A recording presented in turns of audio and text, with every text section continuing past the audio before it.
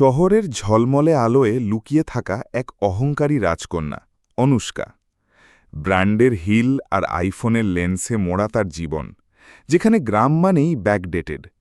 কিন্তু এক পিকনিকের ডাকে যখন সে পা রাখল ধুলোমাখা মাটিতে, তখনই এলো সেই ছেলে সিদ্ধার্থ। তার তীক্ষ্ণ চোখ আর শান্ত কথায় ভেঙে গেল অনুষ্কার সব দেওয়াল। জন্ম নিল এক অদ্ভুত টান। ৩ বছরের দূরত্ব, অপেক্ষা আর একটা বড় মিথ্যে, সব কিছু পেরিয়ে যখন ফিরে এলো সেই নদীর পাড়ে, তখনই শুরু হলো সেই অসমাপ্ত প্রেমের সবচেয়ে সুন্দর অধ্যায়। শোনো, এই গল্পটা শেষ না শুনে উঠতে পারবে না। অনুষ্কা নামটাই যেন একটা আস্ত স্টেটমেন্ট। শহরের নামী কলেজের সবচেয়ে দামি হিল পরে যখন ও করিডোর দিয়ে হাঁটত, তখন আশেপাশের বাতাসও যেন একটু সমীহ করে চলত। ওর কাছে জীবন মানে ছিল ব্র্যান্ডেড আউটফিট, আইফোনের লেন্স দিয়ে দুনিয়াকে দেখা আর স্টাইলিশ ক্যাফেটে বসে ইনস্টাগ্রাম রিল বানানো। মাটির কাছাকাছি থাকা বা গ্রাম্য জীবন, এসব ওর ডিকশনারিতে ছিল স্রেফ ব্যাকডেটেড লোকেদের গল্প। কলেজ থেকে যখন গ্রামের দিকে পিকনিকের ঘোষণা এলো, অনুষ্কা তখন রাগে ফুঁসছে। সিরিয়াসলি নেহা, এই কাদামাটি গজপড়াগা ছাড়া আর কোনো জায়গা পেল না ওরা? কলেজ অথরিটি কি পাগল হয়ে গেছে? ওর গলার স্বরে ঝরে পড়ছিল চরম বিরক্তি। নেহা ব্যাগ গোছাতে গোছাতে হাসল। আরে ধুর, সারাদিন তো এই এসি আর ধোঁয়াধুলোর মধ্যেই থাকিস, একটু গ্রামের হাওয়া মেখে দেখ না, শুনেছি জায়গাটা কিন্তু দারুণ সুন্দর। অনুষ্কা বড় করে একটা দীর্ঘশ্বাস ফেলে ওর দামি রোদ চশমাটা ঠিক করল। সুন্দর? যেখানে ঠিকমতো নেটওয়ার্ক পাওয়া যায় না, সেখানে সৌন্দর্য খুঁজে পাওয়া মানে তো নিজেকে বোকা বানানো। আমার তো ভাবতেই গা ঘিনঘিন করছে। কলেজ বাস যখন শহরে জ্যাম ছাড়িয়ে হাইওয়ে ধরে এগোতে থাকল, তখন জানালার বাইরে ধানের শীষের দোলা কিংবা খোলা আকাশের নীল কোনো কিছুই অনুষ্কার মেজাজ ঠান্ডা করতে পারল না। ও কেবল ভাবছিল কখন এই নরক যন্ত্রণা শেষ হবে। বাসটা যখন শেষমেশ সেই গ্রামের ধুলোমাখা রাস্তায় থামল, অন্য ছাত্রছাত্রীরা হৈ হৈ করে নেমে পড়ল। অনুষ্কা নামল সবার শেষে, মুখে একরাশ বিরক্তি আর পায়ে তার সেই শৌখিন জুতো। ও মাটিতে পা দিয়েই মুখ কুঁচকে বলে উঠল, ওহ গড, ঠিক যা ভেবেছিলাম তার থেকেও বাজে। এখানে মানুষ থাকে কি করে? ঠিক তখনই পেছন থেকে একটা গম্ভীর অথচ শান্ত গলা ভেসে এলো, জায়গাটা কিন্তু মোটেও খারাপ না ম্যাডাম, আসলে আপনার দেখার নজরটাই হয়তো একটু ঘোলাটে। অনুষ্কা ঝট করে পেছনে ফিরল। সামনে একটা ছেলে দাঁড়িয়ে, পরনে খুব সাধারণ পোশাক, কিন্তু ওর দাঁড়ানোর ভঙ্গিতে এমন একটা ব্যাপার আছে যা এড়িয়ে যাওয়া যায় না। মুখে আলতো হাসি থাকলেও চোখের দৃষ্টিটা বেশ তীক্ষ্ণ। তুমি? অনুষ্কার ভ্রু কুঁচকে এলো, গলায় স্পষ্ট বিরক্তি। ছেলেটি বিন্দুমাত্র বিচলিত না হয়ে শান্ত গলায় বলল, সিদ্ধার্থ, আর যে জায়গাটাকে তুমি এতক্ষণ ধরে যাচ্ছা তাই বলছ, সেটা আমার বাড়ি। অনুষ্কা ঠোঁট বাঁকিয়ে একচিলতে তাচ্ছিল্য হাসি হাসল। ও আচ্ছা, তা তুমি এখানকারই লোক? যাক, অন্তত একজন গাইড পাওয়া গেল তাহলে। সিদ্ধার্থ এবার শব্দ করে হাসল। গাইড তো অনেক পাবে ম্যাডাম, কিন্তু তোমার এই পাহাড় প্রমাণ অ্যাটিটিউডের কোনো ট্রিটমেন্ট কিন্তু আমার কাছে নেই। আশেপাশে দাঁড়িয়ে থাকা কয়েকজন বন্ধু হো হো করে হেসে উঠল। অনুষ্কার ফর্সা মুখটা মুহূর্তের মধ্যে অপমানে লাল হয়ে গেল। ও প্রায় চিৎকার করে উঠল, তোমার সাহস তো কম নয়, আমার সঙ্গে এভাবে কথা বলার স্পর্ধা পেলে কোথায়? সিদ্ধার্থ একটুও নাদমে কাঁধ ঝাঁকিয়ে বলল, ঠিক যতটা সাহস নিয়ে তুমি একটা আস্ত গ্রামকে না চিনেও বিচার করে ফেললে, ততটা সাহস নিয়েই বলছি। ব্যাস, এরপর থেকে যেন যুদ্ধ লেগে গেল। সারা দিন ধরে অনুষ্কা আর সিদ্ধার্থের মধ্যে চলল বিরামহীন কথার লড়াই। অনুষ্কা যখনই কোনো কিছু নিয়ে নাক সিটকাত, সিদ্ধার্থ ঠিক তখনই মোক্ষম জলবটা হাজির করত। এই খাবারটা এত সাধারণ কেন, গলায় আটকাবে তো? অনুষ্কার অনুযোগ, কারণ এটা আসল মাটি আর জল দিয়ে তৈরি, প্যাকেটে ভরা প্রিজারভেটিভ দেওয়া বিষ নয়। সিদ্ধার্থের শটান উত্তর, এখানে করার মতো তো কিচ্ছু নেই, জাস্ট বোরিং। অনুষ্কা আবার ফুঁসে ওঠে, কখনো ভিড়ের বাইরে গিয়ে নিজের সাথে একা সময় কাটিয়ে দেখো, দেখবে অনেক কিছু করার আছে। সিদ্ধার্থ শান্তভাবে পাল্টা দেয়। অনুষ্কা যত বেশি রেগে যাচ্ছিল, সিদ্ধার্থ ততই নির্লিপ্ত থাকছিল, আর সিদ্ধার্থের এই শান্ত মেজাজটাই অনুষ্কার রাগের আগুনে ঘি ঢালছিল বারবার। বিকেলের শেষ দিকে যখন সবাই নদীর পাড়ে ঘাসের ওপর বসল তখন আকাশটা লালচে হয়ে এসছে। এক চমৎকার ঠান্ডা হাওয়া বইছিল। সবাই যখন সেই মুগ্ধ করা সূর্যাস্ত দেখায় ব্যস্ত, অনুষ্কা তখন ফোন উঁচিয়ে পাগলের মতো নেটওয়ার্ক খুঁজছে। উফ, জঘন্য জায়গা, একটা ঠিকঠাক সিগন্যাল পর্যন্ত নেই, ও বিড়বিড় করছিল। ঠিক তখনই সিদ্ধার্থ এসে ওর পাশটায় বসল। সবকিছুই তো আছে চোখের সামনে, আসলে তুমি দেখতে চাইছ না। অনুষ্কা ব্যঙ্গ করে বলল, তোমার তো ভালো লাগবেই, এই কুয়োর ব্যাঙ হয়ে থাকাটাই তো তোমার জগৎ। সিদ্ধার্থ আকাশের দিকে তাকিয়ে হেসে উঠল।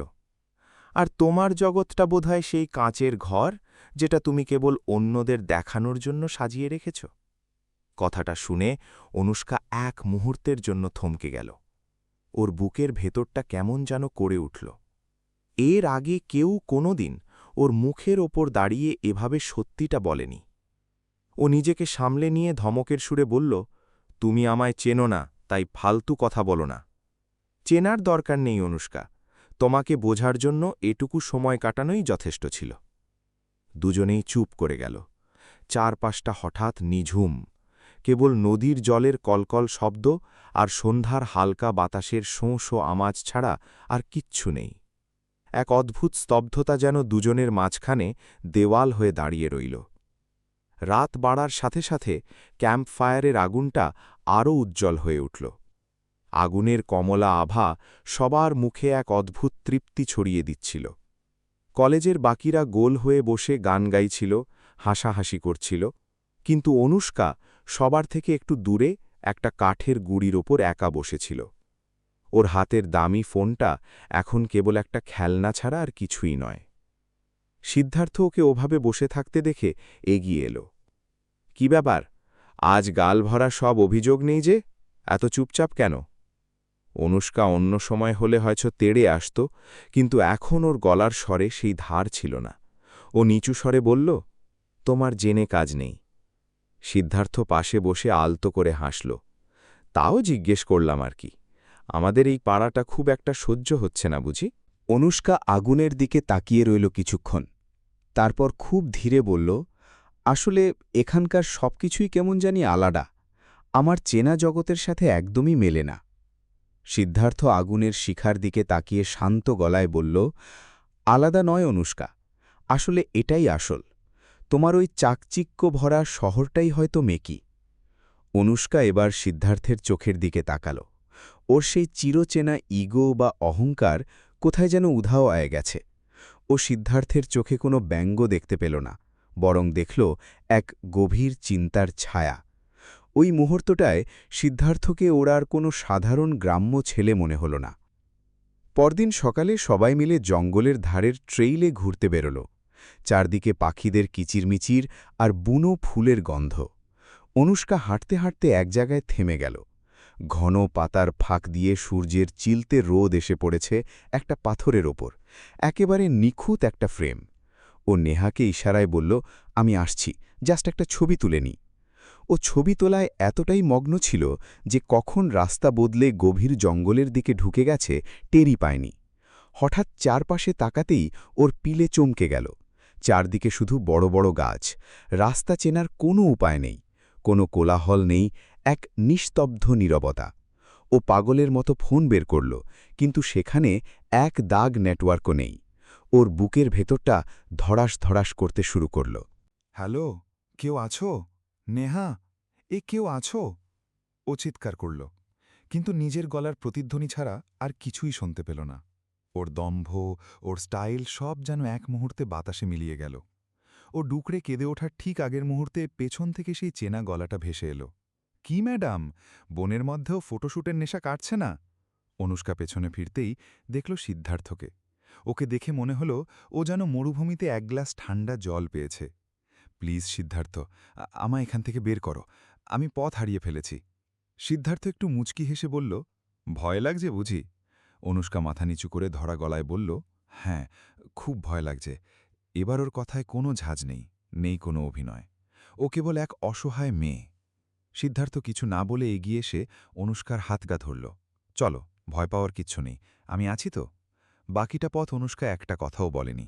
ও কেবল সিদ্ধার্থের সেই শক্ত হাতটা আঁকড়ে ধরে হাঁটছিল।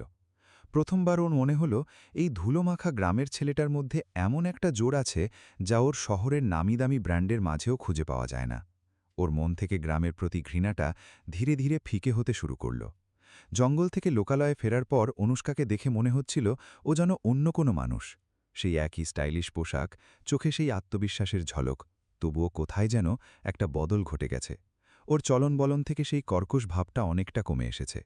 জঙ্গলের সেই অন্ধকার রাস্তা যখন শেষ হল, সিদ্ধার্থ আলতো করে ওর হাতটা ছেড়ে দিয়ে বলল, ম্যাডাম, চেনা রাস্তা তো এবার পেয়ে গেলে, এখন কি একাই সামলে নিতে পারবে, নাকি বাকি পথটাও হাত ধরে নিয়ে যেতে হবে? অনুষ্কা এবার আর রেগে গেল না। ও মাথা নিচু করে খুব নিচু সরে বলল, থ্যাংক ইউ। সিদ্ধার্থ থমকে দাঁড়িয়ে একচিলতে হাসল। বাপরে, তোমার মুখে প্রথমবার ধন্যবাদ শুনলাম। কান দুটো কি ঠিক শুনল তো? অনুষ্কা একটু মুখ বাঁকিয়ে নিজের আগের মেজাজটা ফিরিয়ে আনার চেষ্টা করল। বেশি আকাশকুসুম ভাবার দরকার নেই, স্রেফ পরিস্থিতি খারাপ ছিল বলে বললাম, ব্যাস। হ্যাঁ, পরিস্থিতিই তো মানুষের ভেতরটা বের করে আনে। সিদ্ধার্থ শান্ত গলায় উত্তর দিল। দুজনে যখন বন্ধুদের কাছে ফিরল, নেহা প্রায় দৌড়ে এসে অনুষ্কাকে জড়িয়ে ধরল। অনুষ্কা, কোথায় চলে গিয়েছিলি তুই? আমরা তো পুলিশে খবর দেওয়ার কথা ভাবছিলাম। কি হয়েছিল তোর? অনুষ্কা একটু আড়ষ্ট হয়ে সবার নজর এড়িয়ে বলল, কিছু না রে, পথ হারিয়ে ফেলেছিলাম জাস্ট। নেহা এক বুক স্বস্তির নিঃশ্বাস ফেলে সিদ্ধার্থীর দিকে তাকিয়ে বলল, ভাগ্যিস সিদ্ধার্থ তোকে খুঁজে পেল, নইলে আজ কি যে হতো। অনুষ্কা প্রথমবারের মতো সিদ্ধার্থের চোখের দিকে সোজা তাকিয়ে দেখল। এবার আর ওর চোখে কোনো বিরক্তি ছিল না, বরং ছিল একরাশ না বলা কথা। পরের কয়েকটা দিন গ্রামটাকে আর অতটা বিষ মনে হচ্ছিল না ওর কাছে। অনুষ্কা এখন যখন কথা বলে, তাতে সেই বিষিয়ে দেওয়া দম্ভটা আর নেই। আর সিদ্ধার্থ, সে তেমনই আছে, ঠোঁটকাটা, স্পষ্টবাদী, আর মাঝে মাঝে একটু বেশিই দুষ্টু। এক দুপুরে অনুষ্কা গ্রামের কুঁয়োপাড়ের কাছে গিয়ে দাঁড়াল। দেখল একদল মহিলা খুব সহজে কুঁয়ো থেকে জল তুলছে আর নিজেদের মধ্যে হাসাহাসি করছে। এই দৃশ্যটা ওর কাছে একদম নতুন। ও অবাক হয়ে দেখছিল কিভাবে ওই ভারী বালতিগুলো অনায়াসে ওপরে উঠে আসছে। সাহায্য লাগবে নাকি? পেছন থেকে সিদ্ধার্থের গলার আওয়াজ পেয়ে ও চমকে উঠল।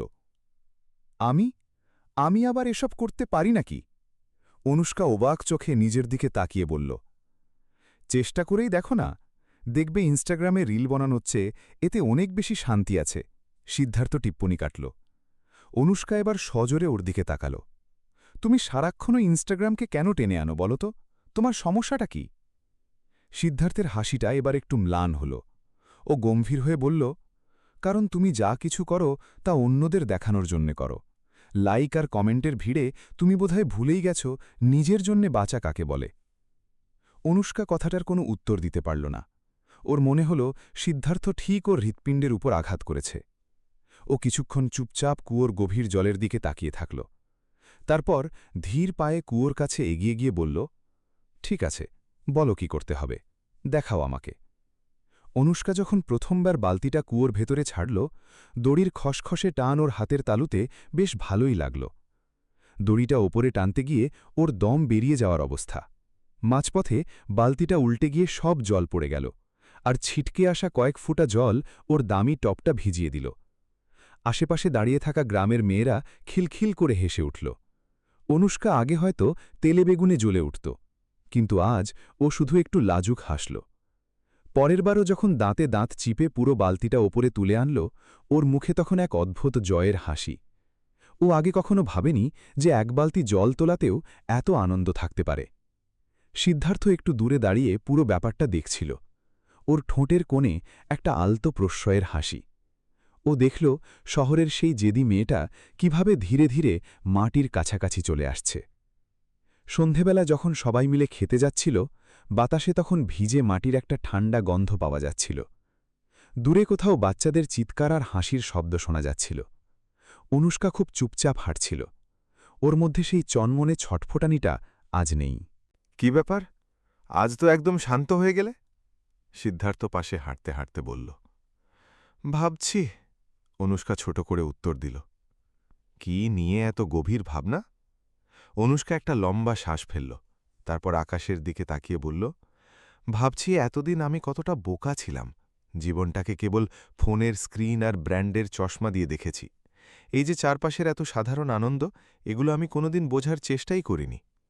সিদ্ধার্থ ওর হাঁটার গতি একটু কমিয়ে মৃদু গলায় বলল, ভুল করাটা কোনো অপরাধ নয় অনুষ্কা, কিন্তু ভুল জেনেও সেটাকে আঁকড়ে ধরে বসে থাকাটাই আসল সমস্যা। তুমি অন্তত বুঝতে পেরেছ, এটাই অনেক। অনুষ্কা এবার ওর চোখের দিকে তাকিয়ে একটু অবাক হয়ে বলল, তুমি এত কিছু জানো কিভাবে? তুমি তো এখানেই থাকতে, তাই না? সিদ্ধার্থ শব্দ করে হাসল। জীবন অনেক বড় মাস্টারমশাই অনুষ্কা, ও ঠিক সময় সবাইকে সব শিখিয়ে দেয়। সেদিন রাতের ক্যাম্প ফায়ারের আমেজটা ছিল একদম অন্যরকম। আগুনের শিখাগুলো যখন রাতের অন্ধকারকে চিরে ওপরে উঠছিল, তখন কেউ একজন হঠাৎ বলে বসল, অনুষ্কা, আমরা তো শুধু তোমার ওই চড়া মেজাজটাই দেখলাম, এবার একটু গান শুনিয়ে দাও না।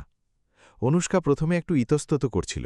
ও ভাবছিল এই আগুনের পাশে, এই সাধারণ মানুষদের সামনে ও কি গান গাইবে। কিন্তু নেহার জোড়াজড়িতে ও শুরু করল। ওর গলার স্বরটা ছিল আশ্চর্য রকমের মিষ্টি। কোনো বাদ্যযন্ত্র নেই, কোনো সাউন্ড সিস্টেম নেই, শুধু আগুনের চটপট শব্দ আর অনুষ্কার সেই গভীর সুর। পুরো চত্বরটা যেন মন্ত্রমুগ্ধ হয়ে গেল। সিদ্ধার্থেও যেন পলকহীনভাবে তাকিয়েছিল ওর দিকে। গান শেষ হবার পর যখন হাততালির শব্দ থামল, সিদ্ধার্থ অনুষ্কার কাছে এসে নিচু স্বরে বলল, তুমি শুধু যে লোক দেখানো একটা খোলস পড়ে থাকতে তা কিন্তু নয়, তোমার ভেতরেও অনেক কিছু লুকিয়ে আছে, আজ বুঝতে পারলাম। অনুষ্কা হেসে উত্তর দিল, আর তুমিও যে শুধু মুখ আলগা আর ব্যঙ্গ করা একটা ছেলে নও, সেটা আমি অনেক আগেই বুঝে গেছি। দুজনের হাসিতে রাতটা যেন আরও মায়াবী হয়ে উঠল। রাত যখন অনেক গভীর, সবাই নিজের নিজের তাঁবুতে ঘুমিয়ে পড়েছে, কিন্তু অনুষ্কার চোখে ঘুম নেই। ও বাইরে পাথরের ওপর বসে আকাশের দিকে তাকিয়েছিল। শহরে তো ধোঁয়া আর আলোর চোটে তারা খুঁজেই পাওয়া যায় না। এখানে আকাশটা যেন কালো মকমলের ওপর কেউ মুঠো মুঠো হিরে ছড়িয়ে রেখেছে। ঘুমোবে না। সিদ্ধার্থের গলা শুনে অনুষ্কা চমকে উঠল। ও কখন পাশে এসে দাঁড়িয়েছে টেরই পায়নি। না, এখানে সবকিছু এত নতুন যে দুচোখ ভরে দেখেও আশ মিটছে না। ভালো লাগছে তো? সিদ্ধার্থ জিজ্ঞেস করল। ভালো নয় সিদ্ধার্থ, খুব ভালো। অনুষ্কার গলায় এক অদ্ভুত শান্তি। খানিকক্ষণ দুজনেই নীরব, ঝিঝি পোকার ডাক ছাড়া আর কোনো শব্দ নেই। অনুষ্কা হঠাৎ করে জিজ্ঞেস করল, তোমার কখনো ইচ্ছে করে না এই গ্রাম ছেলে শহরে গিয়ে থাকতে? অনেক বড় ক্যারিয়ার হবে, অনেক টাকা হবে। সিদ্ধার্থ আকাশের নক্ষত্রপুঞ্জের দিকে তাকিয়ে শান্ত গলায় বলল, ইচ্ছে তো মাঝে মধ্যে করেই, কিন্তু সেখানে গিয়ে যদি আমি নিজেকেই হারিয়ে ফেলি? এই মাটির গন্ধ, এই খোলা আকাশ, এসব ছেড়ে আমি থাকতে পারব না। আর যদি কেউ তোমাকে খুব করে ডাকে, যদি আমি ডাকি? অনুষ্কা একটু হেসে সরাসরি ওর চোখের দিকে তাকিয়ে কথাটা বলল। সিদ্ধার্থ মুহূর্তের জন্য থমকে গেল। ওর চোখে যেন এক ঝিলিক বিস্ময় আর হাজারটা প্রশ্ন। ও শুধু অস্ফুটে বলল, কে ডাকবে?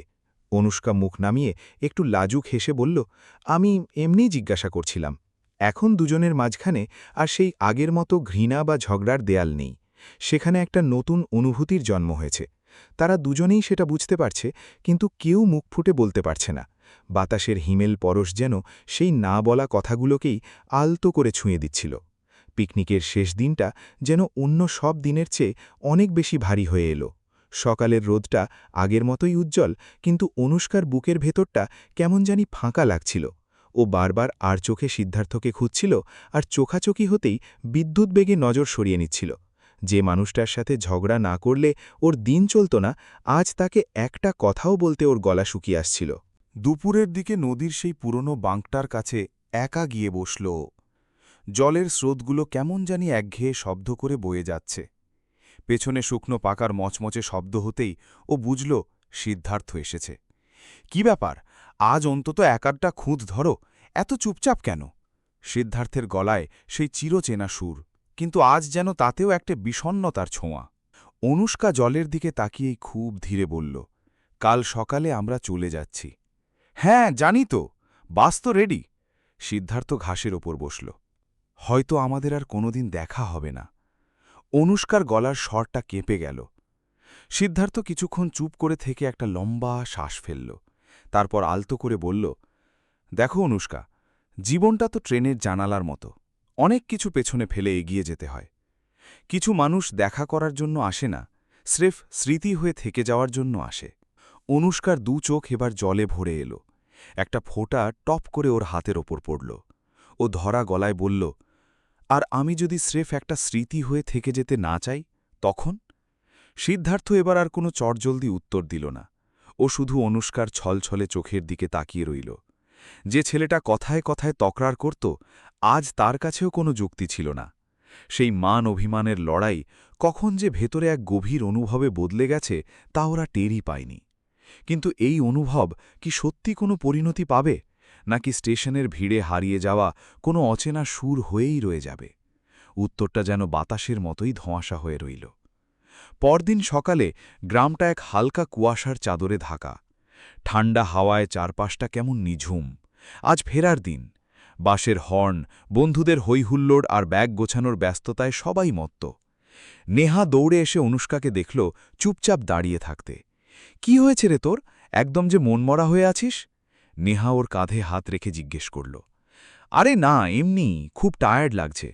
নেহা ওর চোখের দিকে তাকিয়ে একটু মুচকি হাসল। নাকি ক্লান্তির চেয়েও বড় কোনো কারণ আছে? সিদ্ধার্থকে নিয়ে কিছু?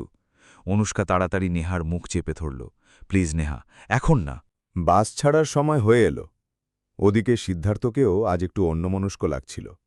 ও সবার সাথে ব্যাগ তোলাতুলি করছিল, হাসছিল, বিদায় জানাচ্ছিল, কিন্তু ওর নজরটা বারবার বাসের সেই জানালার দিকেই চলে যাচ্ছিল যেখানে অনুষ্কা বসে আছে। দুজনেই দুজনকে দেখছিল, কিন্তু মাঝখানের ওই কয়েক ফুট দূরত্বটুকু পেরিয়ে গিয়ে ভালোবাসি বলার সাহসটুকু কেউ সঞ্চয় করতে পারছিল না। বাস ছাড়ার আর মাত্র কয়েকটা ঘন্টা বাকি। পুরো এলাকাটা এখন কেমন যেন থমথমে। অনুষ্কা খুব ধীর পায়ে সেই নদীর পাড়টায় গিয়ে বসল, যেখানে গত কয়েকটা দিন ও আর সিদ্ধার্থ কত ঝগড়া করেছে, কত খুনছুটি করেছে। জলের ওপর দুপুরের রোদটা হীরের মতো ঝিলিক দিচ্ছে, কিন্তু অনুষ্কার বুকের ভেতরটা তখন পাথরের মতো ভারী। পেছন থেকে শুকনো পাতার মচমচে শব্দ শোনা গেল। ও না ফিরেই বুঝতে পারল কে এসেছে। জানি এখানে থাকলেই তোমার দেখা পাওয়া যাবে। সিদ্ধার্থের শান্ত গলাটা কানে এলো। দুজনেই কিছুক্ষণ চুপচাপ। নদীর কলকল শব্দ ছাড়া আর কোনো আওয়াজ নেই। নীরবতা ভেঙে অনুষ্কা হঠাৎ বলে উঠল, কাল যে বললে কিছু মানুষ স্মৃতি হয়ে থাকতেই আসে, তুমি কি সত্যিই তাই বিশ্বাস করো সিদ্ধার্থ? সিদ্ধার্থ একটা লম্বা দীর্ঘশ্বাস ফেলে পাশে বসল। হ্যাঁ করি, কারণ দুনিয়ার সব গল্প তো আর শেষ পর্যন্ত টেকে না। কিন্তু আমি যদি চাই এই গল্পটা টিকুক, যদি চাই এটা পূর্ণতা পাক। অনুষ্কা শটানোর চোখের দিকে তাকিয়ে বলল। সিদ্ধার্থের চোখে তখন হাজারটা প্রশ্নের মেলা। ও বুঝতে পারছিল না কি বলবে। ওর মনে তখন অনিশ্চয়তা আর এক ধরনের অদ্ভুত ভয় কাজ করছিল। ও খুব ধীর স্বরে বলল, অনুষ্কা, তুমি শহরের মেয়ে। তোমার চালচলন, তোমার দুনিয়া সবটা আমাদের থেকে একদম আলাদা। তো আলাদা হলে কি মানুষ হতে পারি না? তা নয়, কিন্তু এসব হয়তো স্রেফ কয়েকদিনের একটা ভালো লাগা। এর বেশি কিছু আশা করাটা বোকামি। কথাটা শুনে অনুষ্কার বুকটা যেন কেউ তলোয়ার দিয়ে চিড়ে দিল। ও ধরা গলায় বলল, তোমার কাছে এটা কয়েকদিনের টাইম পাস হতে পারে সিদ্ধার্থ, কিন্তু আমার কাছে নয়। সিদ্ধার্থ নজর সরিয়ে নিয়ে মাটির দিকে তাকিয়ে বলল, আমি স্রেফ তোমাকে মিথ্যে কোনো স্বপ্ন দেখাতে চাইছি না। অনুষ্কার দুচোখ এবার উপচে জল এলো। নাকি তুমি নিজেই ভয় পাচ্ছ? নিজের উপর বিশ্বাস নেই তোমার? সিদ্ধার্থ এবার কোনো উত্তর দিল না, একদম পাথর হয়ে বসে রইল। তুমি জানো, অনুষ্কা কাঁপা কাঁপা গলায় বলতে থাকল, আমি এখানে এসেছিলাম এই গ্রামটাকে নিচু করে দেখতে, সবাইকে ছোট করতে, কিন্তু আমি স্বপ্নেও ভাবেনি এখানে এমন একজনকে পাব যে আমাকে আমার নিজের আসল আয়নাটার সামনে দাঁড় করিয়ে দেবে। আমি নিজেকে নতুন করে চিনতে পেরেছি তোমার জন্য। সিদ্ধার্থ এবার ওর দিকে তাকাল। অনুষ্কার চোখের সেই জল আর কথাগুলোর মধ্যে যে কতটা সত্যতা ছিল সেটাও স্পষ্ট অনুভব করতে পারছিল। অনুষ্কা আবারও বলল, আমি তোমাকে কোনোদিনও ভুলতে পারব না সিদ্ধার্থ। কথাটা শুনে সিদ্ধার্থের বুকের ভেতরটা যেন দুমড়ে মুচড়ে গেল। ও কিছু একটা বলতে চেয়েও যেন শব্দ খুঁজে পাচ্ছিল না। ঠিক তখনই দূর থেকে বাসের সেই কর্কশ হর্নটা শোনা গেল। সময় ফুরিয়ে আসছে। অনুষ্কা চোখ মুছে টলমলে পায়ে উঠে দাঁড়াল। হয়তো তুমিই ঠিক বলছিলে, কিছু গল্প অসম্পূর্ণ থাকলেই বোধহয় সুন্দর দেখায়। ও আর দাঁড়াল না, উল্টো ঘুরে ধীর পায়ে বাসের দিকে হাঁটতে শুরু করল। ঠিক তখনই একটা শক্ত হাত ওর কবজিটা চেপে ধরল। একটু দাঁড়াও। অনুষ্কা থমকে দাঁড়াল ঠিকই, কিন্তু পেছনে ফেরার সাহস পেল না। ওর বুকটা তখন ধড়াস ধড়াস করছে। সিদ্ধার্থ নিজের ভেতর থেকে সবটুকু সাহস এক করে টেনে আনল। ও খুব নিচু কিন্তু দৃঢ় গলায় বলল, আমিও যদি বলি যে আমিও তোমাকে কোনোদিনও ভুলতে পারব না, তবে অনুষ্কা খুব ধীরে সিদ্ধার্থের দিকে ফিরল। ওর চোখে তখন জল টলমল করছে। তাহলে নিজেকে কেন এভাবে গুটিয়ে নিচ্ছ সিদ্ধার্থ? কিসের ভয় তোমার? সিদ্ধার্থের ভেতরের দ্বন্দ্বটা ওর চেহারায় স্পষ্ট ফুটে উঠছিল। ও ধরা গলায় বলল, কারণ আমি জানি আমি তোমার ওই ঝলমলে দুনিয়ায় খাপ খাই না অনুষ্কা। আমরা আলাদা। অনুষ্কা এক মুহূর্ত দেরি না করে ওর হাতটা জাপটে ধরল। আর আমি যদি তোমার এই দুনিয়ায় নিজেকে মানিয়ে নেওয়ার চেষ্টা করি, সেটা কি যথেষ্ট নয়? চারপাশে তখন এক গভীর নীরবতা, শুধু নদীর জলের কুলকুল শব্দ শোনা যাচ্ছিল। সিদ্ধার্থ একটা লম্বা দীর্ঘশ্বাস ফেলে বলল, ভালোবাসা মানেই সবসময় হাত ধরে থাকা নয় অনুষ্কা। কখনো কখনো দূরে থেকেও সম্পর্কের টানটা বাঁচিয়ে রাখতে হয়। অনুষ্কার গাল বেয়ে জল গড়িয়ে পড়ল। তাহলে তুমি কি বলতে চাইছ সব এখানেই শেষ? সিদ্ধার্থের মুখে একটা ম্লান আর যন্ত্রণাদায়ক হাসি ফুটে উঠল। হয়তো আপাতত। বাসের হর্নটা এবার আরও কর্কশভাবে বেজে উঠল। যাওয়ার সময় এসে গেছে। অনুষ্কা শেষবারের মতো সিদ্ধার্থের চোখের দিকে তাকাল। সেই চোখে হাজারটা না বলা প্রশ্ন ছিল, কিন্তু কোনো উত্তর ছিল না। ও খুব ভারী মনে বাসের দিকে হাঁটা দিল। প্রতিটি পদক্ষেপে ওর মনে হচ্ছিল ও যেন নিজের একটা অংশ এই গ্রামেই ফেলে যাচ্ছে। বাসে উঠে ও জানালার ধারের সিটটায় বসল। বাইরে তাকিয়ে দেখল সিদ্ধার্থ তখনও ওখানেই দাঁড়িয়ে আছে, একদম স্থির, শান্ত, কিন্তু ওর চোখের ভেতরটা যেন ভেঙে চুরমার হয়ে গেছে। বাসটা যখন ধুলো উড়িয়ে চলতে শুরু করল, অনুষ্কার চোখের জল আর বাঁধ মানল না। ও অভ্যাসবশত ফোনটা বের করল, কিন্তু স্ক্রিনের কোণায় কোনো নেটওয়ার্ক ছিল না। ও শুধু একটা কথাই বারবার ভাবছিল, সব কি সত্যিই এভাবে শেষ হয়ে গেল? ওদিকে সিদ্ধার্থ দাঁড়িয়ে দাঁড়িয়ে বাসটাকে বিন্দুর মতো মিলিয়ে যেতে দেখছিল। ওর ঠোঁটের কোণায় একটা আলতো হাসি থাকলেও চোখের কোণটা চিকচিক করছিল। ওরা দুজনেই জানত ওরা একে অপরকে ভালোবাসে, কিন্তু সেই ভালোবাসাকে কোনো সামাজিক নাম দেওয়ার সাহসটুকু সঞ্চয় করতে পারল না। দূরত্বটা এখন আর শুধু কয়েক মাইলের নয়, সময়েরও হয়ে দাঁড়াল। আর এই অসম্পূর্ণতাই হয়তো ভবিষ্যতে কোনো নতুন মোড় নেওয়ার অপেক্ষায় রইল। ৩ বছর পর শহরের এই ব্যস্ত আর যান্ত্রিক জীবনে সব কিছু বদলে গেছে। আকাশ ছোঁয়া ইমারত আর কাঁচের দেওয়ালের ভিড়ে অনুষ্কারও এখন এক সফল নাম। কিন্তু যদি কিছু না বদলে থাকে, তবে তা হল অনুষ্কার সেই মনটা। ৩ বছর আগের সেই জেদি, অহংকারী আর লোক দেখানো মেয়েটা এখন ইতিহাসের পাতায় জমে গেছে। এখনকার অনুষ্কা শান্ত, গভীর আর অসম্ভব বুদ্ধিমতী। কিন্তু প্রতি রাতে যখন ও ব্যালকনিতে একা দাঁড়ায়, অন্ধকার আকাশের দিকে তাকালেই সেই সোদা মাটির গন্ধ আর একটা চেনা মুখ ওর চোখের সামনে ভেসে ওঠে। সিদ্ধার্থ, তুই এখনও ওকে ভুলতে পারিসনি, তাই না রে? নেহা একদিন কফির কাপ হাতে নিয়ে জিজ্ঞেস করল। অনুষ্কা একটা আলতো বিষণ্ণ হাসি দিল। সবাইকে ভোলা যায় না রে নেহা। কিছু মানুষ মনের ভেতরে স্থায়ী ঘর বানিয়ে নেয়। নেহা ওর কাঁধে হাত রেখে বলল, তাহলে একবার গিয়ে দেখা করছিস না কেন? খুঁজে বের কর ওকে। অনুষ্কা জানালার বাইরে বৃষ্টির দিকে তাকিয়ে দীর্ঘশ্বাস ফেলল। ভয় লাগে, যদিও বদলে গিয়ে থাকে, কিংবা যদিও আমাকে ভুলেই গিয়ে থাকে। সেই প্রত্যাখ্যান সহ্য করার ক্ষমতা হয়তো আমার নেই। অফিসে যখন নতুন প্রজেক্টের ফাইলটা টেবিলে এলো, রুরাল ডেভেলপমেন্ট প্রজেক্ট, অনুষ্কার বুকের ভেতরটা যেন এক মুহূর্তের জন্য থমকে গেল। ও কাপা কাপা হাতে ফাইলটা খুলে লোকেশনটা দেখল। শহর থেকে অনেক দূরে সেই পরিচিত একটা নাম। এই প্রজেক্টটা আমি করছি স্যার। অনুষ্কা গলার স্বরে এমন এক জেদ ছিল যে কেউ আর না করার সাহস পেল না। নেহা পাশ থেকে আলতো করে ওর কাঁধে হাত রাখল। হয়তো ভাগ্য তোকে আবার সেই অসম্পূর্ণ গল্পটা শেষ করার সুযোগ দিচ্ছে রে। কয়েকদিন পরেই অনুষ্কা আবার সেই চেনা রাস্তায়। ৩টে বছর কেটে গেছে, কিন্তু গ্রামের সেই ধুলোমাখা গন্ধ, ধানের শীষের দোলা আর ঠান্ডা হাওয়াটা একদম আগের মতোই আছে। বাসের জানালা দিয়ে বাইরে তাকাতেই ওর মনে হল ও যেন ৩ বছর আগের সেই দিনগুলোতেই ফিরে গেছে। তবে এবার ওর চোখে দম্ভ নেই, আছে এক বুক অপেক্ষা। বাস থেকে নেমেই ও ধীর পায়ে হাঁটতে শুরু করল। প্রতিটা মোড়, প্রতিটা গাছ যেন ওকে চেনে। হাঁটতে হাঁটতে ও সেই নদীর পাড়টায় গিয়ে পৌঁছল যেখানে ওদের শেষ দেখা হয়েছিল। আর ঠিক সেখানেই সেই পুরনো পাথরটার ওপর পিঠ ঠেকিয়ে দাঁড়িয়েছিল সিদ্ধার্থ। সময় যেন থমকে দাঁড়াল। অনুষ্কা এক দৃষ্টে তার দিকে তাকিয়ে রইল। সিদ্ধার্থের চেহারায় এখন অনেক বেশি গাম্ভীর্য, দাড়িগুলো একটু বড় হয়েছে, চোখে মুখে এখন এক পরিণত মানুষের ছাপ। কিন্তু ওর সেই তীক্ষ্ণ চাউনিটা একই রয়ে গেছে। সিদ্ধার্থ ওকে দেখতে পেয়ে পাথর হয়ে গেল। ওর হাত থেকে একটা শুকনো ডাল খসে পড়ল। ও ও খুব নিচু স্বরে শুধু একটা শব্দ উচ্চারণ করল, তুমি। অনুষ্কার দু চোখ জলে ভরে এলো। কোনো মতে সামলে নিয়ে ও বলল, হ্যাঁ, আমি। খুব দেরি করে ফেললাম কি? সিদ্ধার্থ কিছুক্ষণ কোনো কথা বলতে পারল না। ওর চোখের কোণে এক চিলতে জল চিকচিক করে উঠল, যাও পরক্ষণেই সামলে নিল। ও একটু ম্লান হেসে বলল, তুমি অনেক বদলে গেছো অনুষ্কা। আগের সেই জেদ, সেই চড়া মেজাজ কিচ্ছু নেই। অনুষ্কা এবার শব্দ করে একটু হাসল। বদলটা তো তুমিই এনেছিলে, তুমিই তো শিখিয়েছিলে আসল মানুষ হওয়া কাকে বলে। নদীর জলের কলকল শব্দ ছাড়া আর কোনো শব্দ নেই। সিদ্ধার্থ একটু তফাতে গিয়ে জলের দিকে তাকিয়ে জিজ্ঞেস করল, হঠাৎ এখানে, মানে কি মনে করে?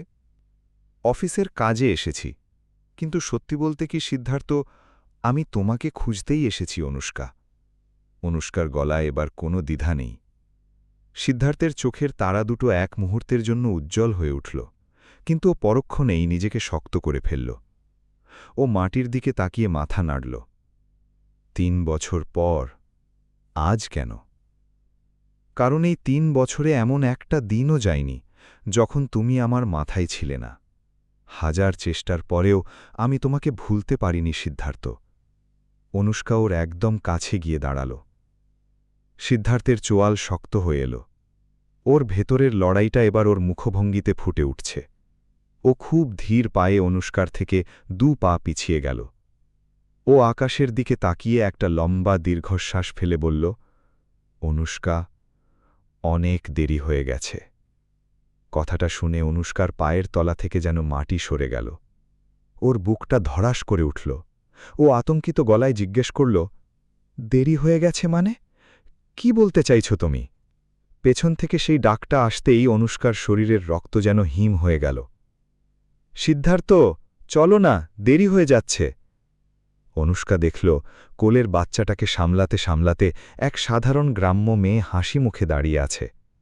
অনুষ্কার মনে হল কেউ যেন ওর কলিজাটা টেনে বের করে নিল। এটা? অনুষ্কার গলা দিয়ে স্বর বেরোচ্ছিল না। সিদ্ধার্থ একবার মেয়েটির দিকে তাকিয়ে খুব নিচু স্বরে বলল, এটা আমার স্ত্রী। মুহূর্তের মধ্যে অনুষ্কার সাজানো জগৎটা তাসের ঘরের মতো ভেঙে পড়ল। ও অবিশ্বাসের সুরে বলল, তুমি বিয়ে করে নিলে সিদ্ধার্থ? একবার জানানোর প্রয়োজনও মনে করলে না? সিদ্ধার্থের চোয়াল শক্ত হয়ে এল। ও একটু কঠিন গলায় বলল, কাকে জানাতাম, যার কোনো ঠিকানা আমার কাছে ছিল না? ৩টে বছর আমি এই নদীর পাড়ে একা বসে কাটিয়েছি অনুষ্কা।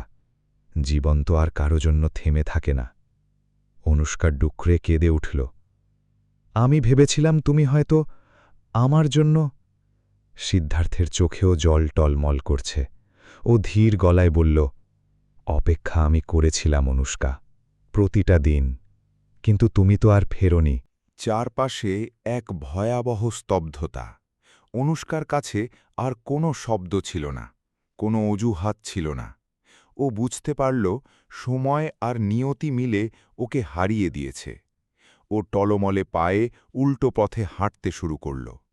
পেছনে সিদ্ধার্থের সেই শেষ কথাগুলো ভেসে এলো, ভালো থেকো অনুষ্কা। অনুষ্কা আর ফিরে তাকায়নি।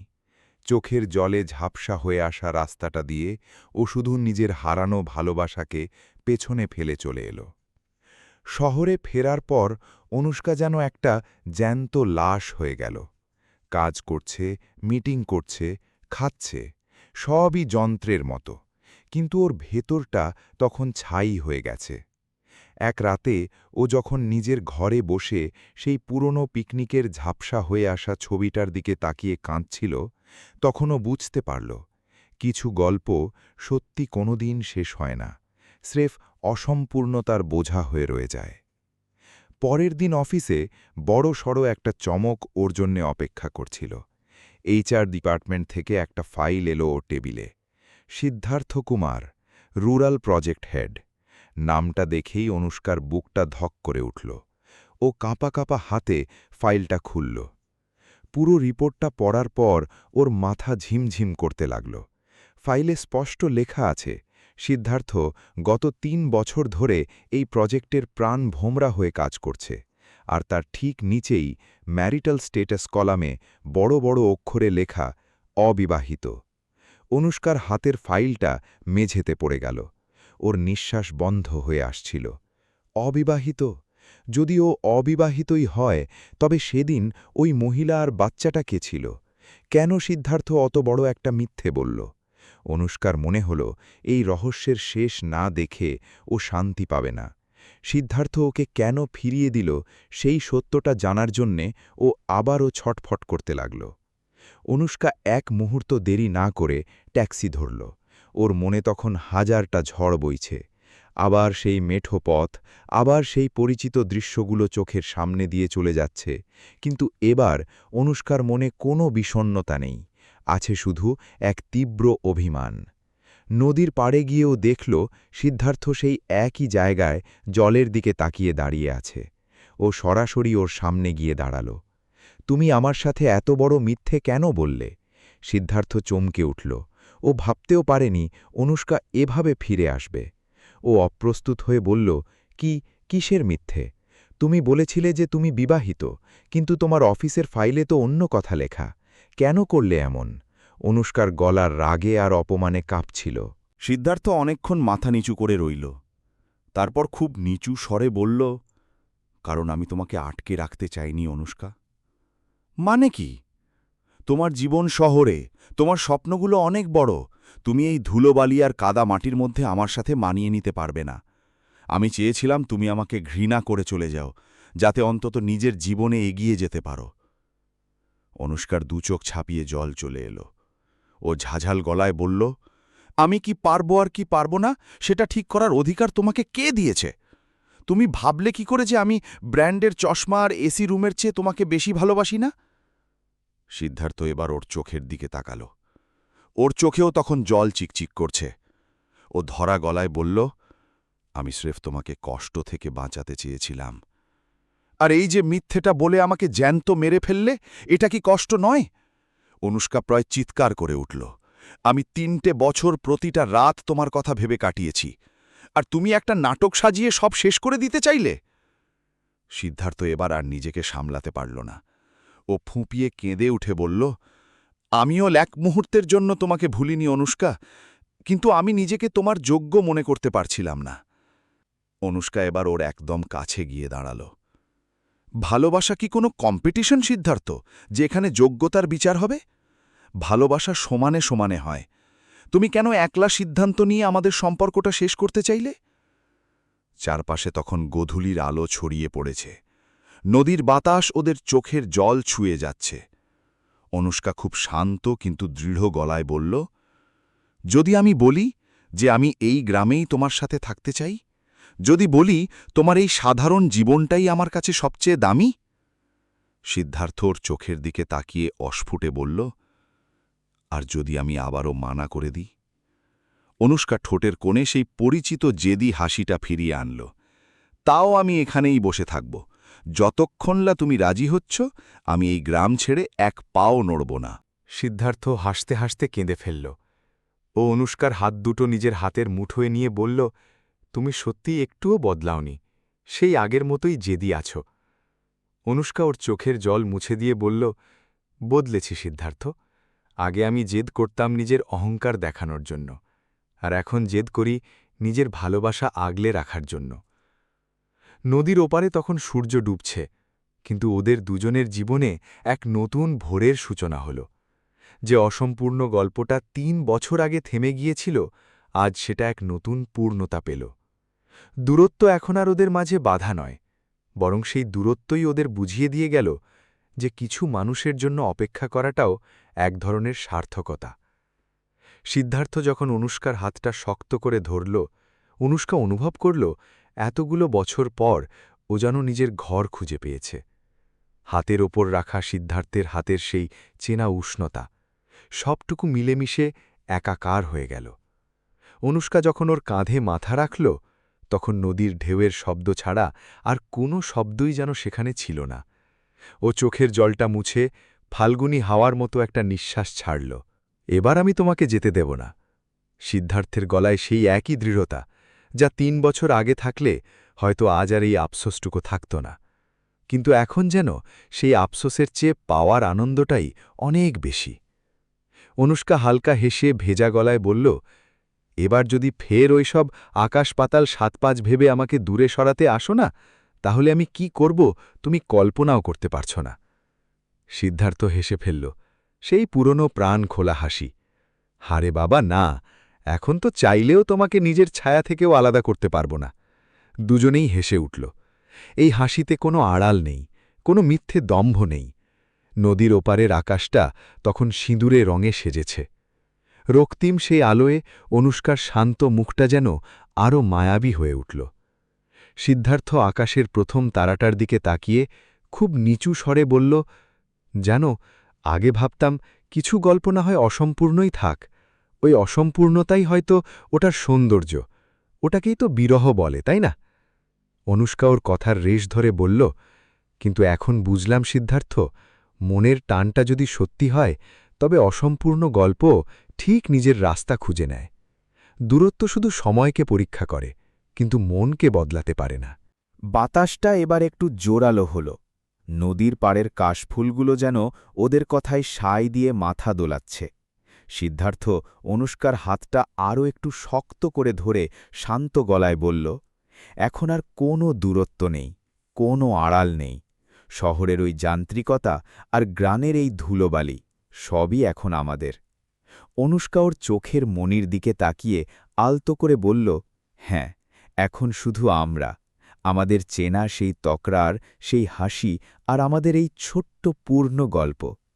নদীর পাড় ঘেঁষে যখন অন্ধকার নামল, তখন সেখানে কোনো একলা মানুষ ছিল না, ছিল দুটো প্রাণ, যারা দীর্ঘ ৩ বছরের এক দীর্ঘশ্বাস ফেলে অবশেষে এক নতুন পথ চলার শুরু করল। বাসের হর্ন এবার আর বিরহের সুর হয়ে নয়, বরং আগামীর আনন্দ হয়ে ওদের কানে বাজল। সূর্য পুরোপুরি ডুবে গেলেও চারপাশের অন্ধকারে এক মায়াবী আভা রয়ে গেল। নদীর ঢেউগুলো যখন তীরে আছড়ে পড়ল, মনে হল প্রকৃতিও এই মিলনের সাক্ষী হয়ে হাসছে। অনুষ্কা আর সিদ্ধার্থের যে ঝগড়া দিয়ে গল্পের শুরু হয়েছিল, আজ তা এক গভীর এবং শান্ত ভালোবাসায় এসে মিশল। ৩ বছরের দীর্ঘ অপেক্ষা আর একগুচ্ছ মিথ্যে অভিমান পেরিয়ে তারা খুঁজে পেল নিজেদের নতুন ঠিকানা। আসলে জীবনের সব গল্প তো কেবল শব্দে ফুরিয়ে যায় না, কিছু গল্প রয়ে যায় অনুভবে, যা আমাদের শেখায় অপেক্ষা যদি সাচ্চা হয় তবে গন্তব্য খুঁজে পাওয়া কেবল সময়ের অপেক্ষা।